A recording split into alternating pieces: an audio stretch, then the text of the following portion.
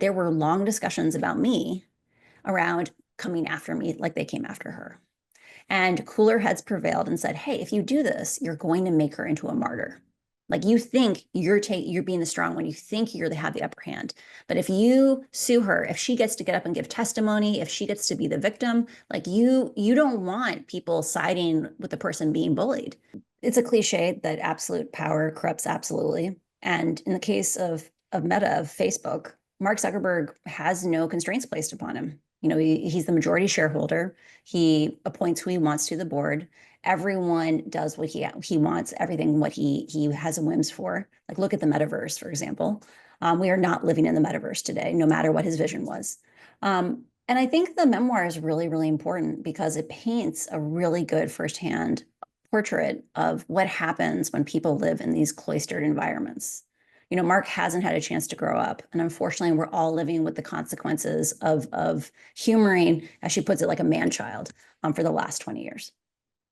Look, Facebook, or Meta, we should say, have described the book as a mix of out-of-date and previously reported claims about the company and false accusations about our executives. What do you see in the book ringing as true? Have you had a chance to look at some of these accusations in the book? So I don't have ability to fact check her accusations. So I want to be real clear on this. So these are allegations. These are not things that have been litigated in a court of law. This is just a firsthand account. It's a memoir. I think the thing that's important, though, is like listen to what they said, right? Like one of the things that Facebook is always trying to do is minimize or discount the value of information that is brought out of the company. And when you look at how they describe that, they say, oh, pay no attention here. These are largely already reported, right? Like think about that for a moment. Yes, it's true. The Myanmar genocide was previously reported, or Facebook sucking up to China, also previously reported. But what this is different and why this book is so important, and I think why they banned it, right? Like they've gone after her more than they've gone after any of the other major whistleblowers to date, is because she paints a really colorful, detailed picture of how these decisions were made, how these situations were navigated. And from a historical perspective, that's really important because it shows us these are not, you know, phantoms that exist somewhere else. These are human beings. And we need to understand them as human beings to understand why it is we all need to step up and demand more for accountability and transparency from these platforms. Why do you think, I mean, you famously spoke out, you gave evidence in Parliament here in the UK. Why do you think Facebook didn't come after you with Great question. the urgency that we've seen now? You know, your producer and I were chatting a little bit before you came on, and we discussed, you know, why is it that they didn't come after me and they've banned her book, right? Like, think about this. Like, the Streisand effect is real. Like, if you tell people this book is forbidden, you must not read it. We cannot talk about the book. Are you going to want to read that book? Yeah, probably. So what happened? Like, why would it be that they didn't come after me, and yet now they're taking this very, I think, short-sighted decision in not in trying to silence her? When I came forward, the journalist that I worked with, Jeff Horowitz, had a large number of sources in the company. You know, he'd been reporting on Facebook for a long time. There's a lot of disaffected employees inside of Meta who wish they could change things and talk to journalists. And he said there were long discussions about me around coming after me like they came after her. And cooler heads prevailed and said, hey, if you do this, you're going to make her into a martyr. Like you think you're being the strong one, you think have the upper hand. But if you sue her, if she gets to get up and give testimony, if she gets to be the victim, like you don't want people siding with the person being bullied. And very clearly, we are dealing with a different company today than we were dealing with a few years ago, because this action is incredibly short-sighted. Like, if anything, they've amplified her book. And I'm planning now on talking about her book as much as I can, because we should stand in solidarity with people who are trying to bring information out of these companies. Have you been able to read a copy of her book? You know, I just got sent one like a day or two ago, and I'm going to, I just brought a new baby home, so I'm a little busy, but that's the next thing I'm going to read. Frances, you're excused from you. I mean, there is a certain irony, of course, that a company that's very much aligned itself with the new Trump administration and a vice president that came to Europe in Munich and said that actually he's not really concerned about China or Russia.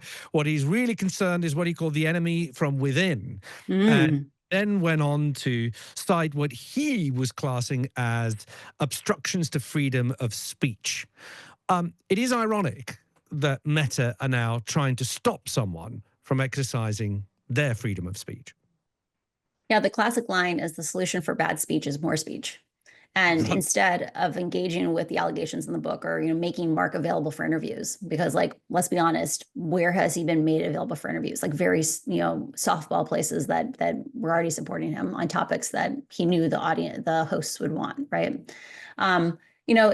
It's one of these, it's just so fascinating. Like I wish I was a fly on the wall inside the company right now. Was I documented all the comments on all the documents. So imagine you're opening up a Google document, a Word document. There's a little comments discussion on the side of the document. There's comments at the bottom. And part of why I wanted to do this was because I thought it was really important for people to understand how people thought inside the company, how decisions were made inside the company. One of the things that I think is important about what she talks about in her book is Mark came on TV recently. He was in an interview made in the last 6 months, where he was asked, like, what was the greatest mistake he had made in his life? And instead of saying things like, there was a genocide in Myanmar and we had one person who spoke Burmese in the company, and when they said something's wrong, we ignored them. Instead of saying, I'm responsible in a very meaningful way for very large problems that have happened outside the United States, he said the biggest mistake he had made in his life was taking responsibility for issues that Facebook wasn't responsible for. And I think the thing that we're seeing today and why this book is important is that it helps understand, it's someone who was in the room when those conversations were being made, because it helps us to understand why it is these companies are not neutral, right? They're serving their own interests. They're for-profit entities. And if we don't treat them as, people who aren't necessarily aligned with our well-being and our good, we're not going to get the social media that we deserve. Francis, you mentioned that you think that Facebook is a completely different company from the time that you gave evidence here in Parliament in the UK. In what way do you think it's a different company now? So one of the kind of consequences that I think no one expected of Elon Musk buying Twitter, X, is that he demonstrated you could fire a lot of really critical employees and there would be no consequences. So when Elon took over Twitter, he fired half the company, another 25% after that quit. So that's a 75% force reduction. He fired all the people who worked on trust and safety, or the vast majority of them. And Mark Zuckerberg came out and said, just a few months after that, they did a large round of layoffs. And he said, Elon showed you could rip the Band-Aid off and there's no consequences. All of my favorite researchers, all my favorite people who worked for years, we're talking 7, 8 years, which is a long time in tech inside the company on issues of public safety, all of them got fired in the 2 major rounds of layoffs that happened in, I think it was 2022 and 2023. So for the year after I came forward, they were still in a mode where they said, hey, we have to change. They doubled their trust and safety team. They invested a lot more in safety in places outside the United States, like Europe, Great Britain, that kind of thing. And then they fired them all. And so I think that's one of these things where we're dealing with a situation where there must be brain drain inside the company. I've talked to senior employees, they're not executives, but they're kind of the next level down under executives. And people who I thought would never leave Facebook are talking about leaving Facebook. Or you must have lower quality comms people because you wouldn't try to silence an author like this unless you wanted more promotion of their book, right? So we're living in a very interesting moment. And what I'm scared about is they have a business model that will continue minting them unimaginable amounts of money, right? They can fail very slowly and be a viable business for a very long time. And so the thing we should be scared about is if high quality people are saying, I don't want to deal with this mess, or the high quality people inside the company who are left say, I don't want to deal with this mess. You have a zombie led by, as Wynne Williams put it, a man-child, who gets to intimately influence our politics, our culture, our children's health. Because remember, 44 US states have sued Meta saying, you lied about hurting our kids. And Facebook didn't really come back and improve that much, right? So I hope we see consequences come down in the next year or two, and accounts like this are important to getting people to act. You think it is going to be possible to force companies like Meta, let's not forget, X as well, Google and others, to change, in particular when it comes to Meta? The mantra of, well, look, we're just publishers. We're not really responsible for the content because it's not us saying it. It's other people saying it. We just give them the platform to do so. Plus, on the side of that, the extraordinary amount of data that they're able to scrape and harvest from all their users, even people who are not Meta users, have their data scraped by Meta. How, Francis, do you even start to bring these companies under control? So I think one of the major things is we have to take a step back and ask, what are the levers where influence still exists, right? So one of the areas that I want to do a bunch with this year is around advertisers, right? Like we've thought in the past only of advertisers as binary. It's like either you're on Facebook advertising or you're not. Are there ways that we can have advertisers begin to exert proportionally more and more pressure for change, or fund alternatives, right? Like that's a real lever that exists that's outside of their scope of control. But that applies also to investors. Investors right now are one of the other big levers. We've talked about the sale off of Tesla stock.